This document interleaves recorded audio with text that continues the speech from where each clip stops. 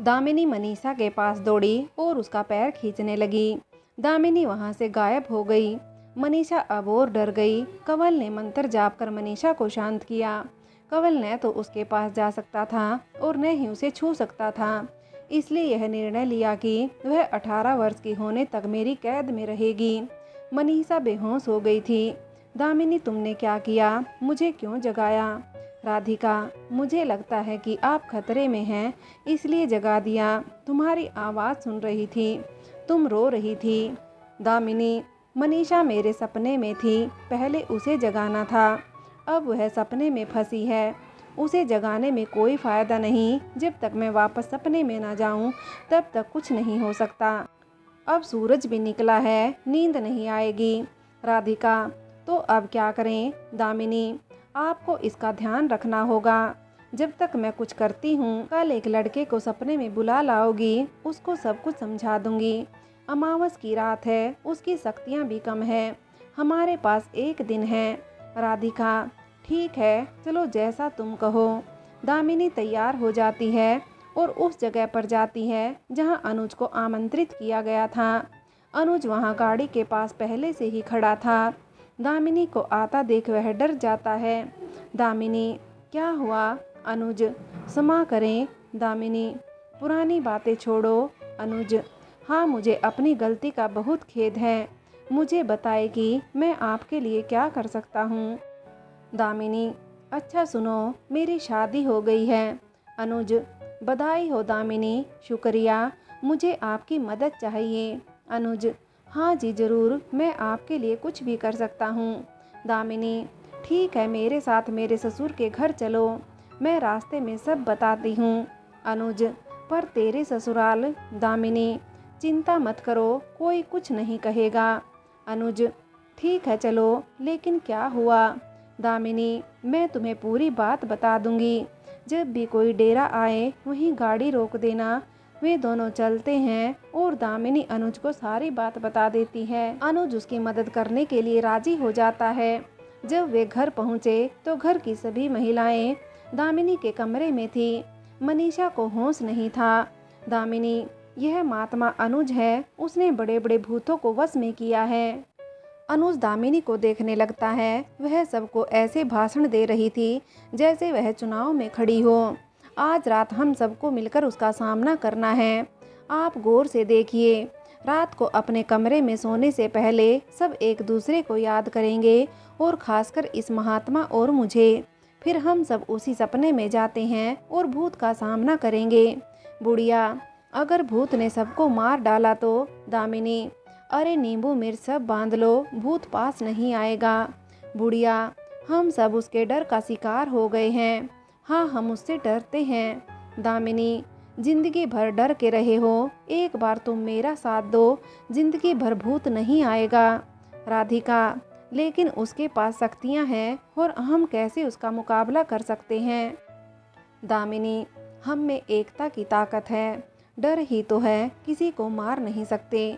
मेरी तरफ देखो, हाथ भगवान के आशीर्वाद से अलग है। दामिनी ने इशारा करते हुए कहा। अनुज, उसके सामने तुम सब हार गए, बस मर जाओगे। शायद एक बार आप उसका सामना करें, यह भविष्य के बच्चे लोगों के लिए फायदेमंद हो सकता है। दामिनी, मैं तो यही कह रही हूँ, उठो और इसका सामना करो। राधिका, मैं तुम्हारे साथ हूँ। राधिका की आवाज़ सुनकर पीछे से आवाज़ें आने लगी। हम भी साथ हैं, हम भी साथ हैं। दामिनी ने सभी में इतना जोश भर दिया कि सभी रात होने का इंतजार करने लगे।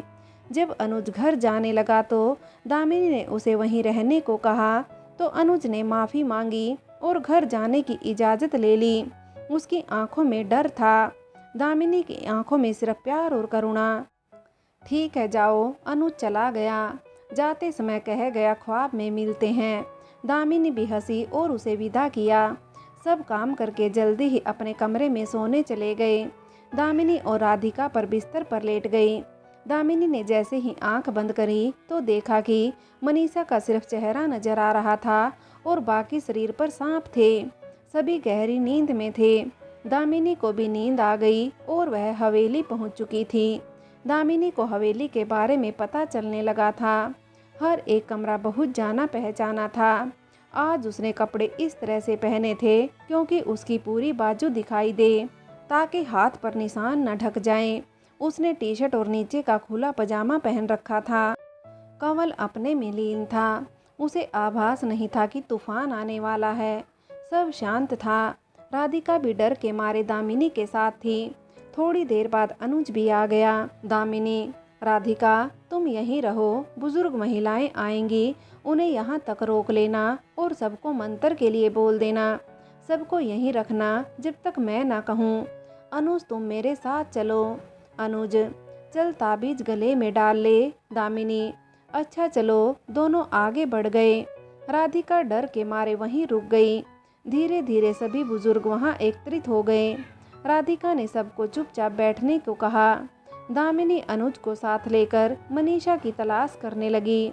वह पूरे महल में घूमे, लेकिन प्रीति का कुछ पता नहीं। मैंने मनीषा को एक बार पहले भी देखा था, लेकिन गलती यह रही कि पता नहीं कहाँ चली गई। खैर, उन्होंने खोजना जारी रखा। अब आवाजें आने लगी, जैसे कोई रो रहा हो, जोर जोर से बोल रहा हो, हूँ।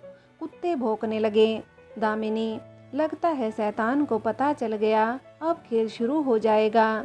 अनुज, ठीक है चलो। वे दोनों एक और महल के सिंहासन पर बैठते हैं। अनुज ने दामिनी को गले लगा लिया। वे एक दूसरे को देख रहे थे। जब अनुज दामिनी के पास गया, रुको, तुम्हारी हिम्मत कैसे हुई मेरे जैसा बनने की? दामिनी और अनुज ने देखा कि कंवल का भूत था। वे हंसने लगे और दामिनी ने अनुज को गले लगा लिया। यह देखकर कंवल को और भी गुस्सा आया। उसने सारे भूतों को इकट्ठा किया। उसने मनीषा को बाहर निकाल लिया। दामिनी ने मनीषा की तरफ देखा। उसकी आंखों में आंसू आ गए। मनीषा का चेहरा नीला पड़ गया था। वह डर से कांप रही थी। दामिनी, प्यार। अनुज, मनीषा उठकर उसका सामना कर। कंवल, आप गलत समझ रहे हैं। दामिनी, कोई गलतफहमी नहीं, अब तुम यहाँ से जाओ। ठीक है, हम सब एक हो गए, अब तुम चले गए, सभी को लाना होगा। राधिका सब स्त्रियों को ले आती हैं। कंवल उन सबको देखकर हंसने लगता है। ये बूढ़ी औरतें मेरा क्या बिगाड़ेंगी? दामिनी, तुम्हें पता है तुम्हारी मौत भी उसी के हाथ लिखी है। कंवल, मुझे कोई नहीं मार सकता। दूसरी कुंवारी लड़की के साथ सुहाग रात और मैं अमर हो जाऊंगा। दामिनी, अब जहन्नुम में जाकर सुहाग रात को पूरा करो। कंवल दामिनी के पास गया। जैसे ही उसने उसका हाथ पकड़ा, उसे एक झटका लगा। दामिनी, क्यों? मुझे पता है क्यों लगता है हम ऐसे ही आ गए। अनुज, आपकी शक्तियों का हम पर कोई प्रभाव नहीं पड़ेगा। कंवल ने अपने हाथ से सिंहासन की ओर इशारा किया और उठकर अनुज के ऊपर दे मारा। अनुज उसके नीचे आ गया। दामिनी ने बहुत प्रयत्न किया उसको उठाने का, लेकिन नहीं उठा पाई।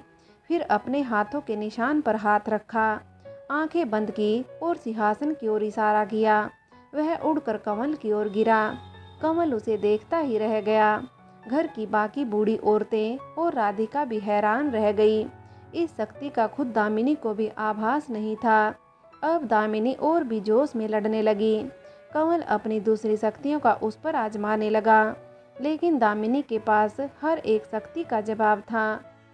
कंवल को कुछ समझ नहीं आ रहा था कि वो क्या की, लेकिन उसके साथ रहने वाले डायन ने कहा कि जिस लड़की के हाथ से तुम्हारा अंत लिखा है उसे ख़त्म कर दो, बाकी सब अपने आप ख़त्म हो जाएंगे। कि कंवल हंसा और मनीषा की तरफ जाने लगा। दामिनी ने मनीषा को होश में आने को कहा। कंवल मनीषा के पास जाकर बैठ गया। जब मनीषा को होश आया तो वह जोर जोर से चिल्लाने लगी। कंवल ने ऊपर से बंधी तलवार निकाली और मनीषा के गले पर मारने लगा, तो मनीषा वहां से गायब हो गई। कंवल हैरान रह गए। दामिनी जोर जोर से हंसने लगी। कंवल को अब गुस्सा आ रहा था। वह हवेली की दीवारें गिराने लगा। दामिनी ने बूढ़ी औरतों से भगवान का नाम लेने को कहा। सबने आंखें बंद कर ली और अपने अपने भगवान को याद करने लगी। कंवल चौंक गया। वह वहां से गायब हो गया और नीचे कक्ष में चला गया। उसके पीछे पीछे दामिनी और अनुज भी उतर गए। बाकी सब पीछे ही थे। कंवल ने एक तिजोरी से पुरानी बोतल निकाली और खोल के एक घूंट पी लिया। एक घूंट पीने के बाद वह और अधिक शक्तिशाली हो गया। अब वो दामिनी से अधिक शक्तिशाली हो गया। सब डर गए। दामिनी और अनुज दोनों इकट्ठे होके कंवल से लड़ने लगे। कंवल उन पर हमला करने ही वाला था कि मनीषा की आवाज़ आई, मनीषा मैं आ गई, अब मुझसे लड़ो। कंवल तुम फिर मरने के लिए आ गई?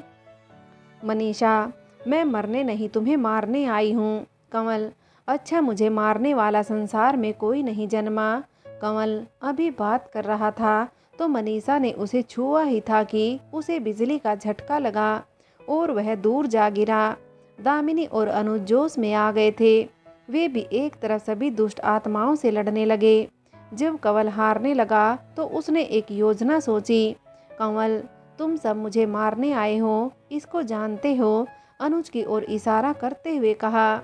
मनीषा, राधिका और अन्य सभी स्त्रियां उसकी ओर देखने लगी। दामिनी मनीषा तुम रुको नहीं, मारो इसको।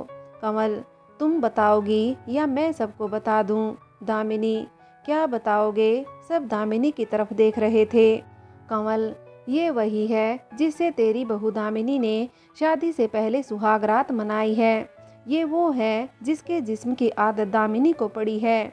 ये वही है जिसको घर में रखेगी और रंगरली मनाएगी। मनीषा भाभी क्या ये सच है? दामिनी ये झूठ बोल रहा है, तुम उसकी बातों को मत सुनो, मार दो इसको।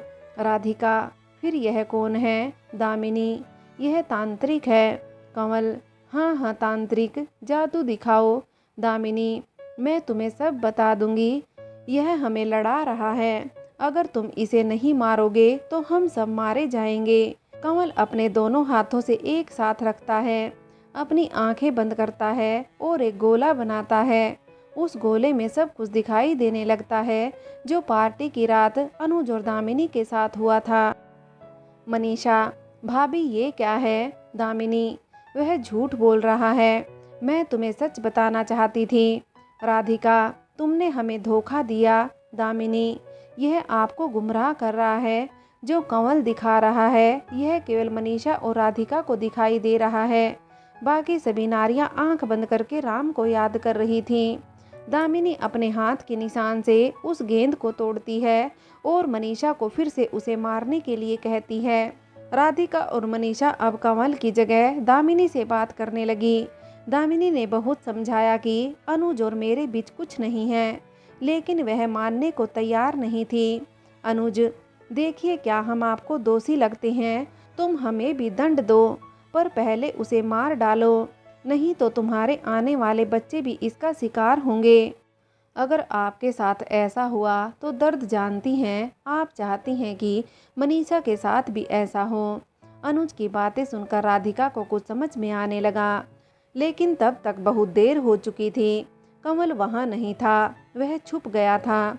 उसने अपनी शक्तियों को बढ़ाने के लिए अन्य भूत आत्माओं को बुलाया था। कंवल के माया जाल में सब फंस गए थे। जब सब अलग हो गए थे, दामिनी अलग, अनुज अलग, मनीषा अलग और राधिका अलग। राधिका को याद आया कि दामिनी ने कहा था कि जब बुजुर्ग महिलाएं उनकी रखवाली करने होंगी, उन्हें परेशान नहीं किया जाना चाहिए। कंवल कहीं चला गया, पता नहीं, अब यह सब के डर से खेलने लगा। मनीषा को दूसरे आदमी से सबसे ज़्यादा डर लगता था। दामिनी को सांप से, राधिका को शेर से और अनुज को दामिनी के गुस्से से। सबसे पहले उसने मनीषा को जादू के जाल में फंसाया। मनीषा जिस कमरे में थी वहाँ कई लोग उसे देखने लगे। पहले तो वे हंसने लगे।